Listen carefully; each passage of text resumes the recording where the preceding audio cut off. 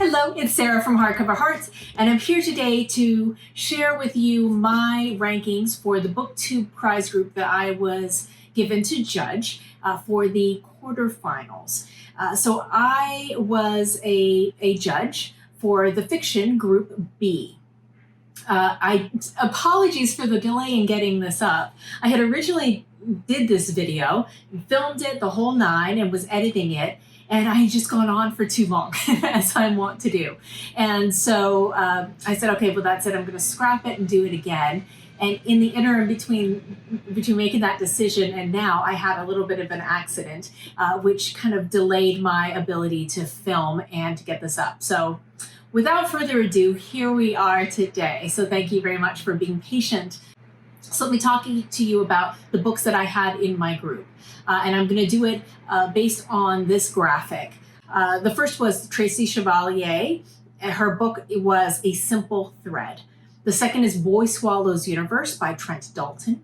The third was The Far Field by Madhuri, Vijay. The fourth was The Other Americans by Laila, Lalami. The fifth was Lanny by Max Porter, and sixth was Night Tiger by Yangsze, Choo.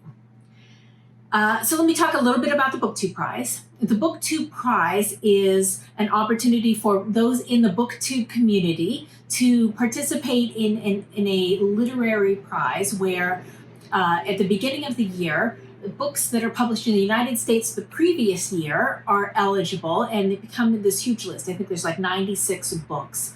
And they get divvied out into different groups to review and stack rank. And the stack ranking is very, very important. It's because that stack ranking allows the top three to advance. And so there are many judges for each group. And whatever the top three that group decides advances. The bottom three are not eligible to go forward. And so we are now in the quarterfinals. And the books that I have had already advanced from the octafinals. So, and the people that are eligible to be judges are picked from a pool of both BookTube creators and commenters. And so I think it's a really great way for the community to kind of get involved in a literary prize and play along in this way. So the challenge really with this type of exercise is that you have to take books that you would not normally rank against each other. So you could have six books that are all fives, but you have to find a way to articulate why one is better than the other in your estimation and be able to justify it. So that's what I'm going to try to do today. So I am going to start with my lowest to highest. I do need to say that some of these books I had already read, and so I just kind of refreshed myself coming into this round. And some of these I did in audio, and some but most I've read. And I'll let you know how I approach the book as we go into it, and I'll also let you know the biases I had going into it, whether I knew about it, I didn't know about it, liked the author, didn't like the author, anything that may have colored or flavored my thinking on the book. So the first up, first up for the lowest rating, this is The Other Americans by Laila, Lalami. So I was actually biased toward this book because I really enjoyed her last novel, The Last Moor. So I thought it was, I was intrigued, but one caveat is I don't always get along with contemporary fiction. So contemporary stories, a lot of times it just doesn't hit me right. So there was like a little trepidation going into the story. So let me tell you about the story. So in the story, we start off and it sounds like it's a mystery. I like mysteries. So we have our main character who is Nora, and she is in Oakland at brunch. She gets a call that her father was killed in a hit-and-run accident, and they don't know who did it. So she's called home, and it takes that premise, and then it also morphs into kind of a family drama about her as the favored prodigal child who had all these huge talents, who left. And she's the daughter of immigrants. Her mother, Miriam, we have a little bit from her perspective, and her expectations coming from Morocco to the United States, and specifically in the Palm Desert in California. We also have Jeremy, who's a family friend who has always been in love with Nora and hears about what happens because he's a police officer, and comes to pay his respects and tries to reform a friendship and see if he has an opportunity to kindle something a little deeper with her. We have a witness, Ephraim, and Ephraim is an undocumented worker who saw this but is obviously afraid to come forward because of his documented status, and so he's in a quandary of what to do. We have a cop, Coleman, and she is the one investigating this case. She's trying to figure out what happened, but at the same time, we have her backstory and her family drama of what's going on in her home, as she is a stepmother to a son who she thinks is probably gay, and her husband is very macho and will be, and she's afraid will shun their shared child, her stepchild. And then we also have a friend of Jeremy. His name is Anderson, and he's an Iraq war vet. They were both in combat together and are displaying different signs of PTSD. Anderson is a very violent, very dangerous, and a little unhinged. So this is one of those stories where it switches perspectives from all of these different characters. And as often happens with those types of stories, you like some stories more than others. Some storylines are better developed or make more sense in the narrative than others. It ended up feeling like this was part family saga, part melodrama, part immigrant story, part love story, and ultimately, the effect was a very scattershot reading experience for me. I get what the themes that were trying to be told, but it just felt like they were just, it was overdone with every single backstory had to have its own backstory. And so there were worlds and worlds, and I felt like it really distracted from what could have been the main story at play. I didn't always like the writing. Some of it was overdone, in my opinion, especially the love scenes between Jeremy and Nora. So ultimately, this was just a fail for me. I think fundamentally the mixture just never came together in a way that was palatable for me. So that makes it number 6. So let's talk about number 5. So with number 5, I also was predisposed to liking it. We're talking about Lanny by Max Porter.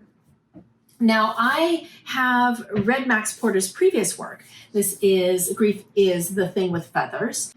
And so I really liked this book too. I thought it was unique. I liked the experimental nature of it. I liked what he was trying to do. And as a debut, I thought it had a lot of value, and I was very happy to read this.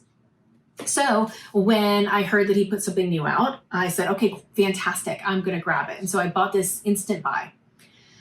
I like experimental. I am open to it. I am interested in playing with form and style. But what I don't like is I have a very strong aversion to folk tale and fairy tales. I just don't like them at all. And so this ended up being very, very much a folk tale, very much of a fairy tale. So we have a couple characters here. We have Lanny, who's a young boy, and he is very precocious, very He's kind of an oddball, a little bizarre, a little strange. He's known for saying things that kind of freak adults out because of it's just, sometimes kids are weird, right? And so he is that kid. His parents, he's got a mother who's a crime writer and she's trying to write her book, and the father is a little absent businessman. And there's a local artist, a very famous artist that lives in this little village. This is a little village in England. And they call him Mad Pete. But he's very famous, very well known. And the mother gets this idea that maybe Lanny and Pete she could pay Pete and he could teach Lanny art, because Lanny's kind of showing some artistic aptitude, so to speak. And so she starts taking him over there and they spend time together and they really form this really beautiful, unique friendship. I think that Lanny brings some things out of Mad Pete that he didn't know he had, and he really likes to see Lanny kind of taking his inspiration and tips and tricks and just kind of running with them. And so that part, I loved it. I thought it was really wonderful. There's this one character that from the get-go, I was like, oh, I don't know about this. And this is Dead Papa Toothwort. And this is kind of like, he's a character who kind of sits there and observes, and he is, I could never tell, it's obvious this is a mythical character. It's obvious this is this is where we start going into the fairy tale, into the folklore. I couldn't tell what was going on with this character. So the writing, all of a sudden you'd get these swirls and you get this movement, which I thought was very, very interesting. I'll put a picture here. But I could, and a lot of it is it's like, is he absorbing little bits and pieces that he's hearing in the village? Or is he reflecting it back? Like, what is he doing with this? Is it a mimicking? I couldn't really understand it very well. And I couldn't tell if this was this creature's own agency. He's kind of like a swamp thing. He's put together of all of this detritus and leaves and moss and that kind of stuff. Very much of the village or of this area. We also have a hippie lady named Peggy, and she kind of observes it all. She's kind of one of those wise old sage women who kind of sees and knows. So that early part I found very promising, but it took a very dark turn, and in a way that I absolutely didn't want to go in that direction and didn't enjoy it, and I didn't find it appealing, because it's not a style that I particularly like or enjoy. So I gave it higher marks than the other Americans because of what he's trying to do and pushing boundaries and trying experimental things. I give him credit for that. But ultimately, I did not enjoy the experience of reading this, and I don't think I was its target audience anyway. So it is number 5 on my list. So number 4, this was also a surprise because I was predisposed to liking this. This is The Night Tiger by Yangsze Choo. So in this, I really thought it was going to be fantastic. It's a Gothic tale set in 1930s Malaya and kind of modern day Malaysia. It's a kind of an adventure tale, a puzzle tale. It has intertwining Confucian riddles and aspects, and so you're getting all of these things kind of simmering around the edges, and it was like a puzzle. The writing is really lush. We open with this young boy, Ren, and he is an orphaned houseboy to this doctor. And what his master is dying, and his master has lost his finger many years before, but he gives Ren this quest and secures a promise from this boy that he will find his finger, and he will do it in 49 days because he needs to be buried together with his finger, or he will turn into a tiger that will roam the area. So already it's exciting and interesting, and we've got all this mysticism and interesting aspects at play. We have another storyline, which is of this dancer and dressmaking apprentice. She's not making enough money apprenticing dresses, and she needs to pay off her mother's gambling debts. And so she is a dancer in the evening, kind of in a dance hall with men. And she comes into contact with a vial that has a finger after dancing with this very creepy guy. So you see how their plots are going to come together. And I think the writing was lush. It was atmospheric. I liked those two characters as we started on their trajectory. I thought they were very interesting, and there was a lot of compelling things still ahead in the story. But ultimately, there was a shift in one of the major relationships here with the family. Ultimately, there was a shift in tone and a shift in the plot that happens kind of later in the book, where all of a sudden a relationship develops and starts to take hold that creeped me out and led to a very dissatisfying ending. I feel that a lot of the puzzle pieces that were set up in the beginning were just kind of drifted and were not maintained at the same focus that I would expect from a kind of puzzle adventure story. So ultimately, I was disappointed in this book where I was really looking forward to it. And so for that reason, this came in fourth. Let's talk about the third. Okay, so this was also a book of the month choice, and this was The Far Field by Madhuri Vijay. Gorgeous cover. So what to say about this? I like books that surprise you and push you a little bit, and that sometimes you don't, the characters will make choices that you would not make yourself. I think that creates a much more interesting dynamic as a reader. And that happens in this book for me. So this book, we have Shalini, and Shalini is the daughter of privilege. She lives in Bangalore in India, and her father is an industrialist, and he's always working. Her mother she has a very complex relationship with her mother. She doesn't always understand her mother. Her mother is given to moods, and you get the sense that she's lonely and that she's very intelligent, but is unfulfilled. And she develops this very odd, very unusual relationship with a traveling salesman. This traveling salesman is from the Kashmir region. And you definitely get the sense that there is something at play, something happening, maybe off scene, or it's like flirty, and then it becomes friendly, maybe inappropriate. She ends up taking this man in, and he becomes part of their days, or part of their cycles of life is the visits from this man. His name is Bashir.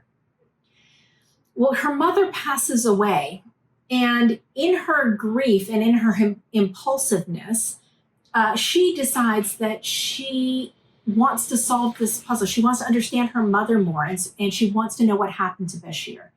So she goes to this region, not really understanding all of the issues at play. The fact that there is a war going on, there is intense conflict between Pakistan and India for control of this region. And she just kind of stumbles right in. So it's interesting to watch privilege from a different aspect. We expect privilege as a white woman privilege or white man privilege, but this comes in the form of race privilege and religion privilege. And she just kind of storms in here and is kind of taken in by people, because that's the custom, is to make sure that people are cared for, and you take them in, and you are kind to strangers. And she does not understand what she's doing, and she blindly makes promises or overtures or introductions, and does things that have real life consequences for the people that live there. I think that watching how all of this intertwines in this book, and more importantly, seeing her go through this was really interesting. And the ending is complex. It's not an easy ending, and I loved that. I like an ending that has that doesn't wrap everything up nicely. So for this, I put it in the third spot. Okay, so we're at number 2. This book really benefited from the fact that I read it as we were moving into the pandemic. And so everything started to feel like something bad was happening. We had the encroachment of the pandemic starting. We were starting to talk about what a pandemic looks like. What does it mean? How do we think about this? And I listened to it in audio. So I think this had the benefit of being a calming effect at a time when I was very anxious personally, and feeling a lot. And so the tranquility and the pace and the return to a different time really helped me. The book that I'm talking about is A Single Thread by Tracy Chevalier. So in this book, we have Violet Speedwell, and she is known as one of the surplus women. Because this is during the time between World War I, at the end of World War I and the beginning of World War II. She has lost her brother and her fiance in World War I, and there are more women out there in England than there are men. And so it really has this effect of changing the dynamics of everything in society. Especially in a society where women were taught to look for a husband and to go out and look for a man and become a wife and then raise your children and all of that. She makes a very determined break away from her mother, who is insufferable. And her mother just expects her to cater to her whims and needs and be her nursemaid. And she declares her independence and moves to a different city.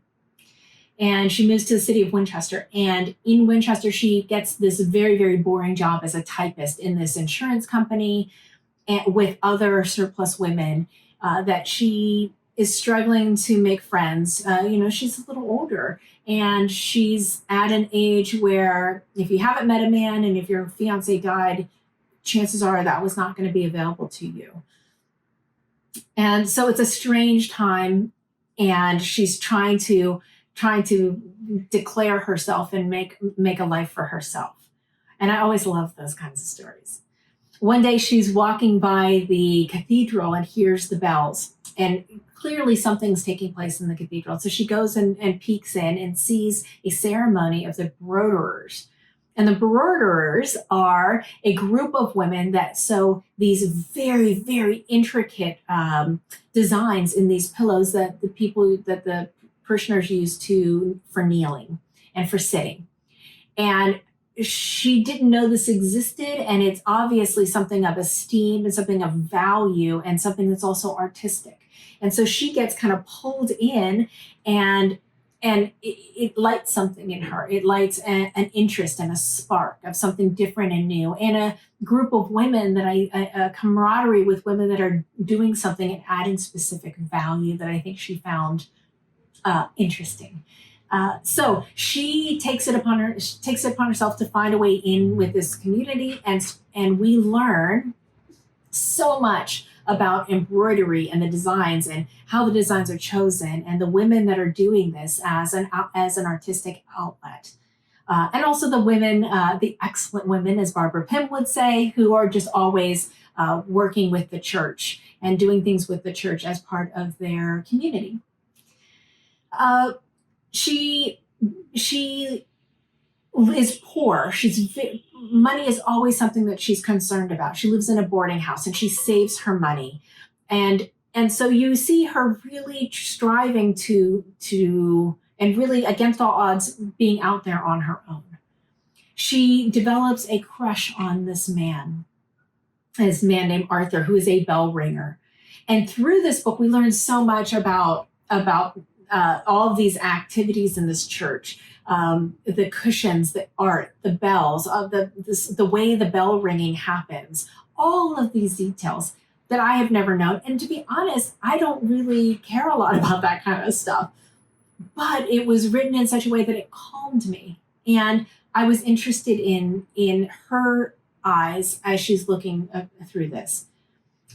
We have her who's trying to make new connections and taking this long walk as an individual woman at this time, taking a walk on her own, a long walk from town to different towns.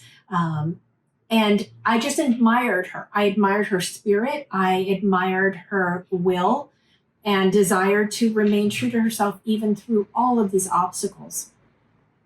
And I just found the book to be calm, rich, slow and lush. And that's really what I was looking for. And this book has stayed in my mind, and it stayed kind of in my heart throughout all this time. So I knew it was going to be pretty high up. So this one came in at number 2. So what was number 1? Complete surprise. And that is Boy Swallows Universe by Trent Dalton. I'm here to tell you, I did not expect this to be my top book in any way, shape, or form, but it was the complete opposite of what I said with A Single Thread. This was so exciting and combustible and lively. We have the story of Eli. He's an 11-year-old boy. It almost feels like he's sugar high all the time. He just has so much boundless energy. And he is raised in a really bad environment. His mother has divorced from his father. His father had gone to jail. His mother had gotten addicted to heroin, but had kicked heroin through the help of his stepfather, Lyle. But we find out, and he finds out, that they're dealing. So they're not using, but they're dealing. And they're engaged in this horrible business with the local drug kingpin, who is a really bad guy, Titus Braz. And he, in his mind, because he's so clear-sighted and he's so smart and he can see the things that people aren't telling him. And he has this very great relationship with his older brother, who is mute. And he decides that he knows a way that they can save the family and get them out of this business and move away and start a new life. And so he becomes obsessed with doing this. And so this is kind of an adventure, but there's so much heart in the story. His kind of best friend, if you will, is also his babysitter, who's a convicted murderer, a very famous convicted murderer named Slim Halliday. And Slim shares with him kind of life lessons and from the School of Hard Knocks kind of stuff. And there's poignancy and there's truth in it, even though you wish that this kid wouldn't have to learn and figure it out this way. But there's just heart, there's propulsive energy, there is amazing pace, really interesting characters. And throughout it all, you see Eli grow and try things. There's a little bit of magical realism in here, some that you're not sure if it's just child imaginations or what's happening, but it keeps you going and you're curious. And I wanted to know what was going on and how this was going to end. And I absolutely loved it. I think I read it in a sitting. I could not put it down. And immediately I knew 3 people that had to read it, that this was right in their wheelhouse. So for that reason, number 1 on my list was Boy Swallows Universe by Trent Dalton. So that's it. Those were my reviews and how I stack rank them. I'm curious to know, have you read any of these, and how would you have ranked this list if you did read it for the BookTube Prize or have read these anyway? That's it for now. Thank you so much. I am judging in the semi-final round, and so you stay tuned for that video, which will be up at the end of, beginning of next month. That's it for now. Thank you. Bye.